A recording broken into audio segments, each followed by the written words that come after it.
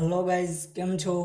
So this is the 21 tutorial of our Lightning Web Component series, and in this tutorial we are going to talk about how we can connect our Aura component and our Lightning Web component, because the Lightning Web component is now new in the market, and before the Lightning Web component lots of project already Aura component and Visual Force pages already in the market, and lots of project already created on it, and live project.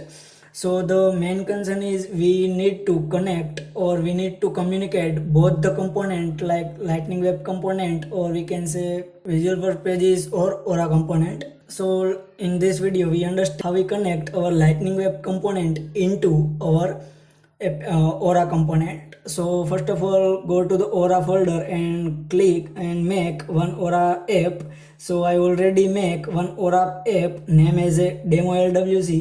So this is the Aura app demo LWC, and in the Aura app let's edit our Aura file. So first of all, provide one div, and in this div simply write a message. Let's say hello developer, and I also make one more div, and in this div we connect our Lightning Web component. So first of all, let's understand. So this is the all Aura app, and in this Aura app we pass one message here, hello developer, and we also in the half portion of this Aura app we present our Lightning Web component. So you can also show your Aura component here, Visual Force pages also here, and Lightning Web component is here. So let's connect our Lightning Web component. So if the one things, if you already know about the how the Aura component is work, so you already know how the Aura component connect in our app. So for that, let's see. For C, then after colon, and then after name of our Lightning Web component in this case. So let's say intro. Okay. So this is the connection of our Lightning Web component into our Aura component. So in the Lightning Web component we also use a kebab case for the naming convention. In the Aura component we use a colon instead of dash. And now let's deploy this Aura app into our source org. Okay, so you can see our Aura app is successfully deployed on source. So now let's go our default org and click on gear icon and go to the developer console.